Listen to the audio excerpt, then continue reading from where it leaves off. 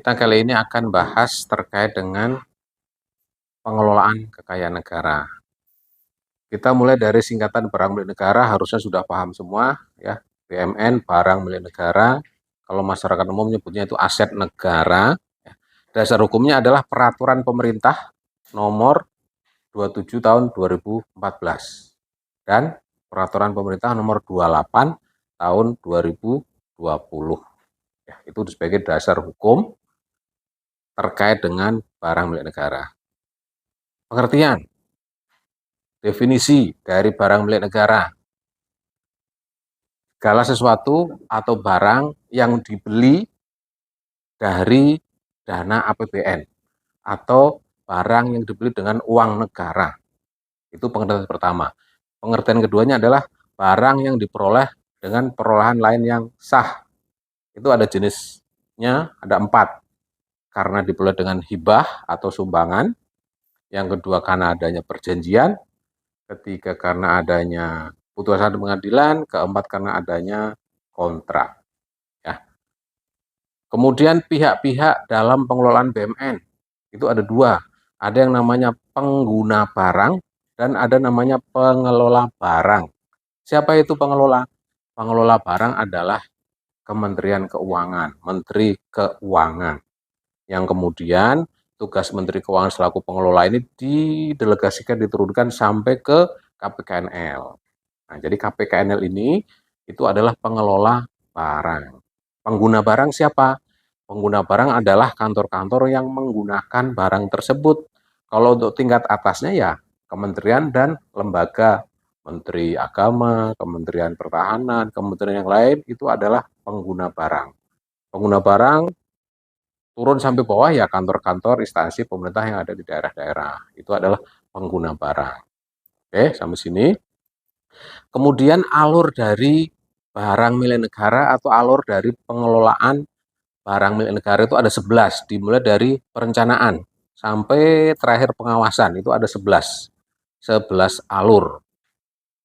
Di perencanaan inilah ada istilah SBSK. Apa singkatannya? Standar barang, standar kebutuhan. Maksudnya apa? Kalau mau merencanakan sesuatu yang akan dibeli, diadakan, itu ada standar barangnya, nggak asal aja. Pokoknya mobil. Kalau untuk kantor kecil, itu ya mobilnya dengan level yang cc-nya sekian. Kalau untuk menteri, ya mobilnya maksimal dengan harga sekian atau cc sekian. Itu maksudnya standar barang. Standar kebutuhan. Bagi kantor-kantor yang memang membutuhkan, ya perlu diadakan. Contohnya ya, kantor ini dengan skop kecil, itu hanya dibolehkan mempunyai mobil 5. Maka pada saat merencanakan, itu kantor ini nggak boleh merencanakan mau beli mobil 10. Karena sudah ada standar kebutuhannya tiap kantor. Gedung juga begitu. Untuk kantor dengan level tertentu, itu hanya dibolehkan luas gedung itu 100 meter persegi umpamanya. Pada saat bikin perencanaan kok dia ngajukannya 200 meter persegi, ya akan ditolak. Nah, itu maksudnya perencanaan. Di perencanaan ini ada standar barang, standar kebutuhan. Apa yang akan dibeli, itu direncanakan dulu. Dan juga direncanakan pemeliharaan terhadap barang yang sudah ada. Di perencanaan, di sini nih tahapannya. Kalau di sini udah mateng, barulah ada pengadaan. Pengadaan ini kalau kita gampangkan adalah pembelian. Ya, kenapa kok disebut pengadaan? Karena nggak semua barang itu dibeli. Kalau barangnya belum ada, kemudian kita mengeluarkan uang ke toko, itu namanya beli.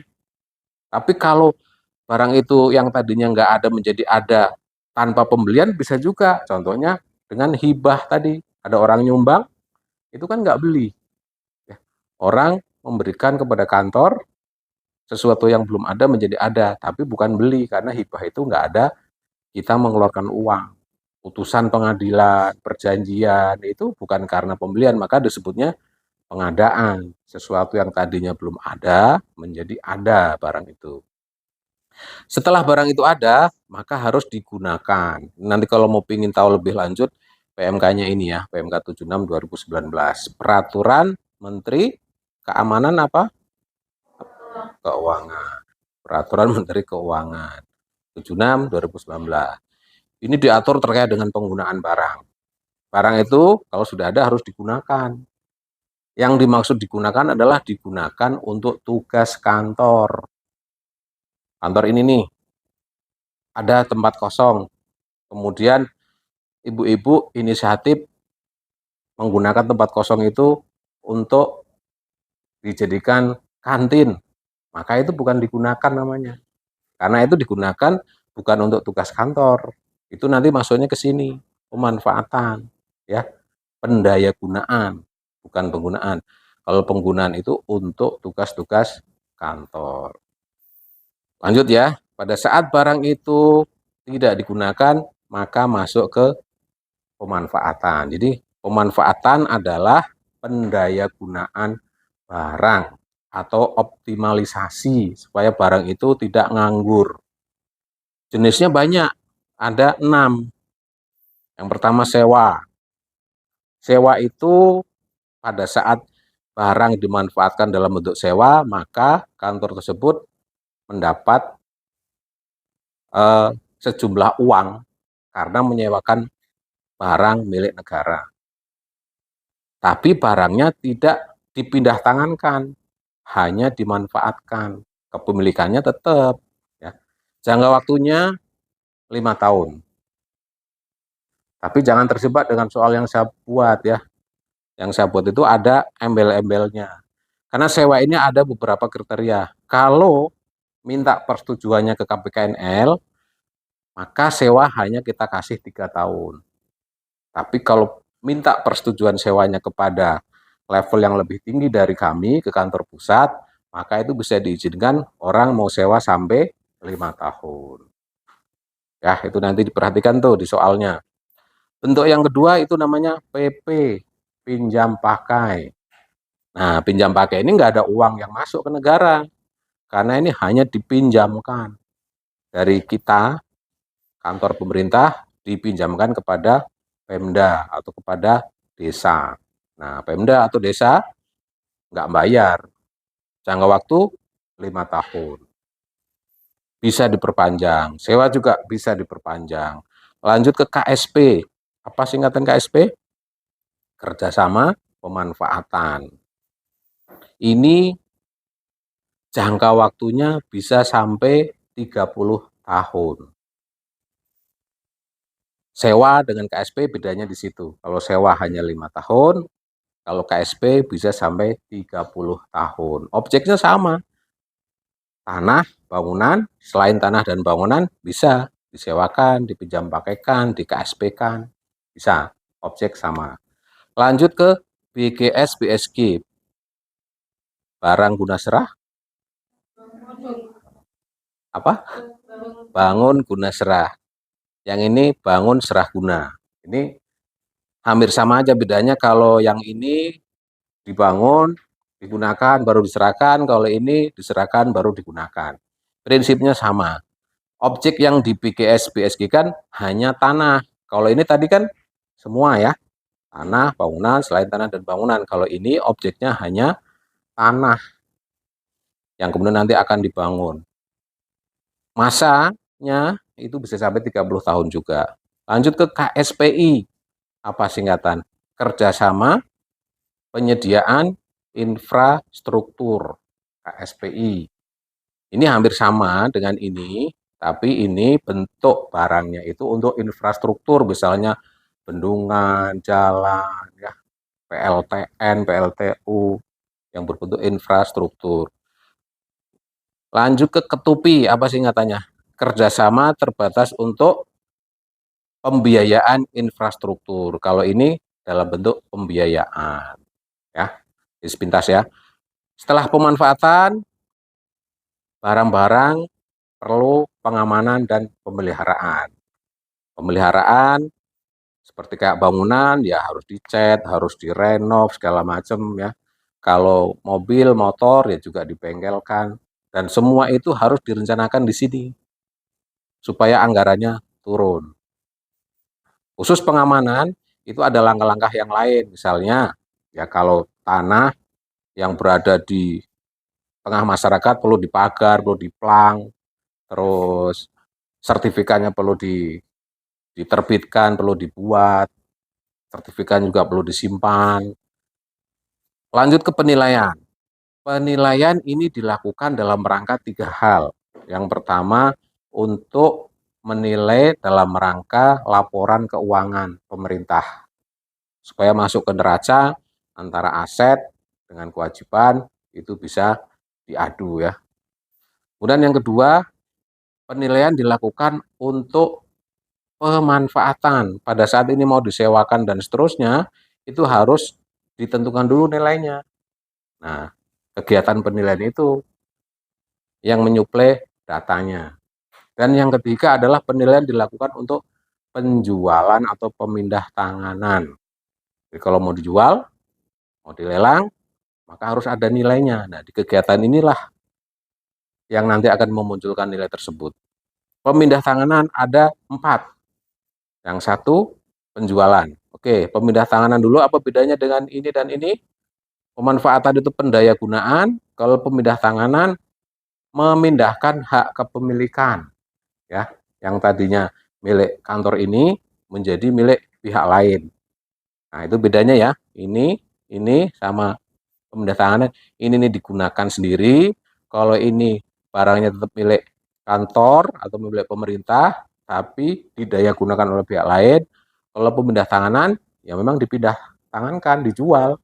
Hak kepemilikannya nanti berubah, yang tadinya milik kantor ini menjadi milik swasta, milik perusahaan apa gitu ya.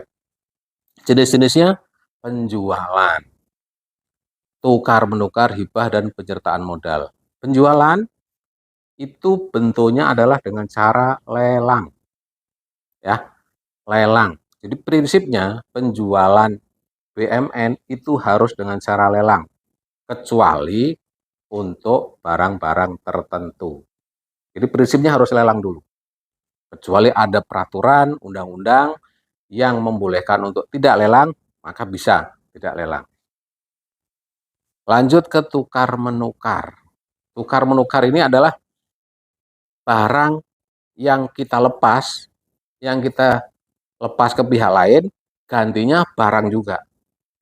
Kalau penjualan kan kita lepas barang, gantinya uang.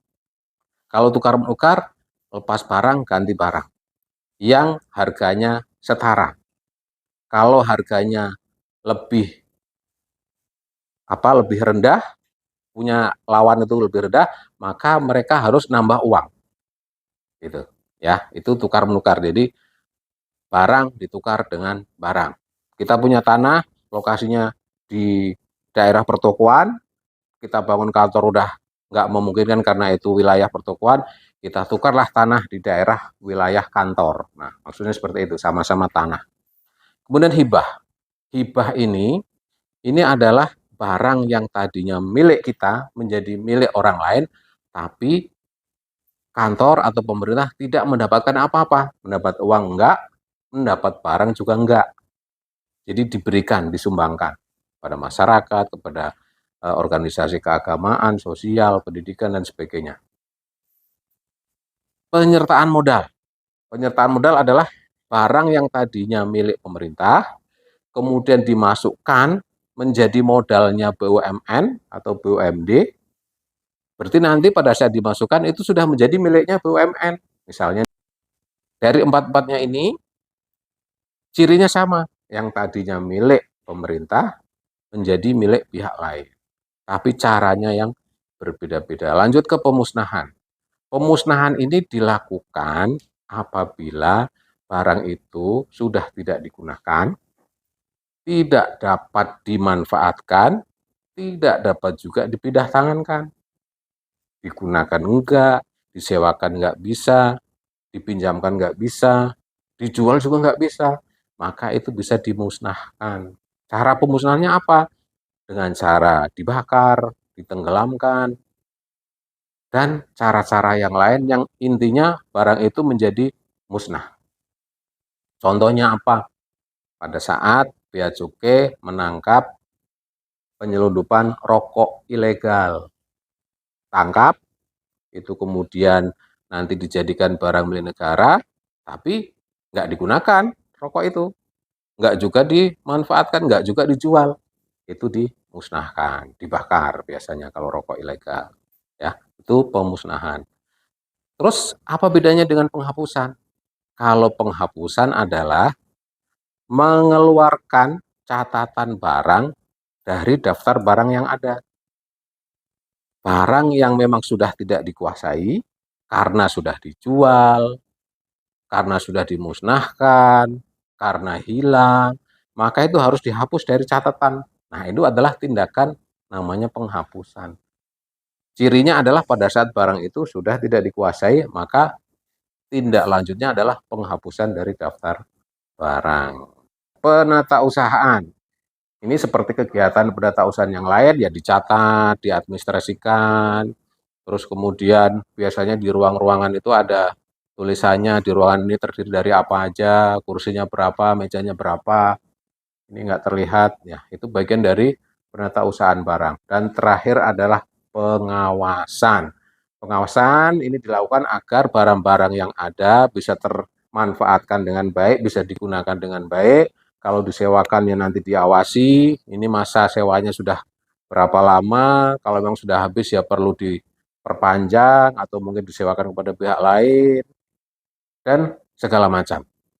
Itu adalah alur dari pengelolaan barang milik negara dari mulai perencanaan sampai dengan pengawasan. Jadi Pak, kemarin kan saya sempat baca-baca tuh Pak, BMN itu kan dikelompokin jadi 3. Ada BMN berupa persediaan, aset tetap, sama yang tidak berwujud. Kemudian di aset tidak berwujud itu ada aset kemitraan dengan pihak ketiga. Nah, itu tuh maksudnya atau contohnya apa, Pak? Mau nanya itu Pak, pemanfaatan dari BMN itu kan ada pinjam pakai. Nah, pinjam pakai itu negara itu dapat balik apa Pak? Kayak dapat manfaat apa dari peminjam itu? Cintanya Pak, untuk yang bagian penilaian, itu tuh kalau penggunaan, pemanfaatan, dan pemindah tanganan BMN itu apa semuanya juga harus dinilai gitu? Atau mungkin hibah itu apa juga harus dinilai? Izin bertanya Pak, untuk tentang penjualan BMN itu kan harus hanya dengan lelang, kecuali dalam hal tertentu. Nah, hal tertentunya itu maksudnya seperti apa? Nah, terus ya, terus kalau misalkan bukan dengan lelang itu dijualnya dengan cara apa? Mau tanya Pak, kan itu BMN itu pemanfaatannya bisa disewakan atau pemindah tanganan dengan penjualan gitu kan Pak. Nah, itu yang indikator apa sih Pak yang menjadikan barang itu, oh ini misal nih gedung cocok untuk disewakan atau cocok untuk dijual gitu. Nah, itu indikatornya hanya berdasarkan penilaian atau ada indikator lain gitu Pak? Izin bertanya Pak, aset yang dimiliki oleh PT NBH itu apakah termasuk BMN Pak? Izin bertanya Pak, tadi terkait yang penghapusan itu agak menyinggung ke yang terkait bea cukai menghapus rokok itu ya Pak. Nah, itu kan kemarin ada kasus baru ya yang baju ilegal itu kan ditemukan sebanyak gitu, dan pemerintah itu kan melakukan penghapusan kayak dibuang gitu Pak. Nah, sementara saya bingung hak pemerintah itu apa sampai membuang, sementara kan orang-orang membeli itu kan pakai uang. Nah, tadi sementara yang rokok itu bisa dialihkan ya Pak ke menjadi milik negara dulu baru dihapus gitu. Itu gimana Pak prosesnya? Izin bertanya Pak, bagaimana cara pengalihan status penggunaan dalam rangka kerjasama yang pemanfaatan infrastruktur atau KSPI? Izin bertanya Pak, dalam pengamanan barang milik negara itu bagaimana sih Pak tata caranya? Dan kemudian apakah ada kriteria dalam pengamanan barang milik negara tersebut? Terima kasih.